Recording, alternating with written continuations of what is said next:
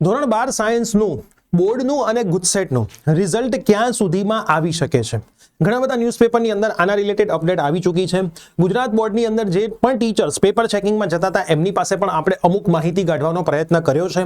તો આજના આ વિડીયોની અંદર હું તમને સમજાવીશ, થોડા ઘણા પ્રૂફ બતાવીશ કે કઈ તારીખ સુધીમાં તમારું આ વર્ષે ગુજરાત બોર્ડનું અને ગુજસેટનું રિઝલ્ટ આવી શકે એમ છે. સો યસ દોસ્તો, મારું નામ છે પ્રિયેશ પટેલ. આપ સર્વેનું ખૂબ ખૂબ હાર્દિક સ્વાગત છે પ્રિય સર વિદ્યાપીઠ યુટ્યુબ ચેનલની ઉપર.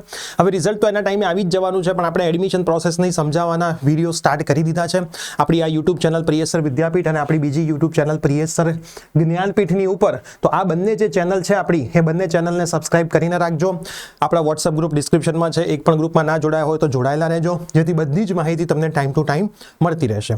રાજકોટ અને સુરત માટેના સેમિનારના ફોર્મ આપણે ઓલરેડી પબ્લિશ કરી દીધેલા છે, ડિસ્ક્રિપ્શનમાં એની લિંક મૂકી દઉં છું. અમદાવાદ અને ગાંધીનગરના ફોર્મ બહુ જલ્દી ચાલુ થશે. એડમિશનના ફ્રી ગાઈડન્સ સેમિનાર આપણે દર વર્ષે કરતા હોઈએ છીએ, તો અમદાવાદ અને ગુજરાતનો ગાંધીનગરનો પણ સેપરેટ વિડીયો આવી જશે. તો હવે વિદ્યાર્થી મિત્રો આપણે સમજી લઈએ, ખાસ તમે ધ્યાનથી જોજો.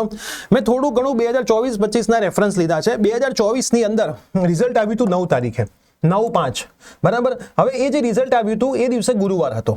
ઘણા એવું કહેતા સોમવારે જ રિઝલ્ટ આવે, પણ એ દિવસે ગુરુવાર હતો. 9/5/2024 રિઝલ્ટ આવ્યું હતું. 2025માં 5/5/2025 રિઝલ્ટ આવ્યું હતું. આ રિઝલ્ટ થોડું વહેલું આવવાનું હતું, પણ ઇલેક્શન હતું.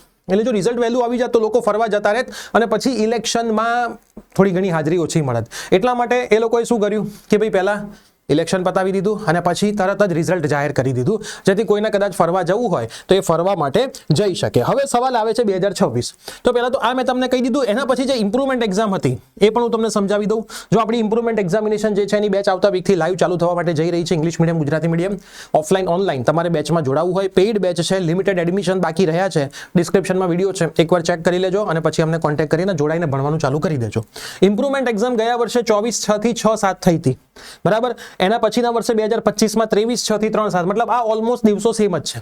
પણ આનું રિઝલ્ટ 29/7 આવ્યું હતું અને ગયા વર્ષે રિઝલ્ટ 17/7 જે લોકોએ આપી દીધું હતું. હવે ખાસ સમજો, અમે જે વાત કરી, અમારા શિક્ષક મિત્રો, જે મિત્રો પેપર બોર્ડ ચેક કરવા જાય છે, એ લોકોનું કેવું એવું છે કે પેપર્સ ચેક થઈ ગયા છે. પેપર બધા જ ચેક થઈ ગયા છે. થોડા ઘણા ફિઝિક્સ અને કેમિસ્ટ્રીમાં બાકી હતા જે દિવસે વાત થઈ ત્યારે, પણ એ પણ હવે પતી જશે. આ વખતે એક્ઝામ પતી, છેલ્લું પેપર પત્યું પછી પેપર ચેક થવાના ચાલુ થયા છે. દર વર્ષે કેવું હોય કે પેપર પતે ફિઝિક્સનું એટલે પછી તરત જ ઓર્ડર આવી ગયા હોય, પેપર ચેક થવાના ચાલુ થઈ જાય. પણ આ વર્ષે એમણે થોડુંક ઊંધું કર્યું હતું. આખી એક્ઝામ પૂરી થવા દીધી પછી પેપર ચેકિંગ ચાલુ કર્યું. તો પણ પેપર ચેકિંગની ઝડપ ઘણી સારી છે. એટલે પેપર ચેકિંગ એમના પૂરા થઈ ગયા છે. પણ એક વસ્તુ પાછી અહીંયા આવી ગઈ છે. સ્થાનિક સ્વરાજ્યની ચૂંટણી મહાનગરપાલિકાની 26 તારે છે અને એનું રિઝલ્ટ 28 તારે છે. હવે થોડી આપણે આંકડા ઉપર નજર નાખીએ. 26/4 તો અહીંયા તમે જુઓ, 26/4 ઇલેક્શન છે. 26/4 એટલે 26/4 પહેલા તો મને નથી લાગતું કે રિઝલ્ટ આવી શકે. 26/4 પહેલા તો મને નથી લાગતું રિઝલ્ટ આવી શકે. તો એનો મતલબ એવો છે કે 27, 28, 29, 30. જો 27 રિઝલ્ટ ના આવ્યું તેવું માનીને ચાલો 30 આવશે. જે દિવસે રિઝલ્ટ આવવાનું હશે એના આગલા દિવસે નોટિફિકેશન આવશે કે આ દિવસે રિઝલ્ટ જાહેર થશે. ખાસ તમે ધ્યાન રાખજો, રિઝલ્ટની ડેટ બહુ વહેલા એ લોકો પ્રસિદ્ધ નથી કરતા. જો આ વીકમાં રિઝલ્ટ ના આવ્યું તો આ વીકમાં તો તમારું રિઝલ્ટ 100% આવી જ જશે, બરાબર. પછી તમે 4 તારીખની ગણતરી રાખીને ચાલજો. તો મારા મત મુજબ કાં તો 27, કાં તો 30 આ વીક અથવા તો આ વીક, આ 2 વીકની અંદર. કેમ કે ગુજરાત બોર્ડે બહુ મોડું ક્યારેય નથી કર્યું. જો 5/5 અને 9/5, 9/5 થી તો મોડું એમનું રિઝલ્ટ ગયું જ નથી. એનો મતલબ આપણે 9/5ની તારીખ જોઈએ. હા રહ્યો આપણો મે મહિનો, 9/5 અહીંયા આવે છે.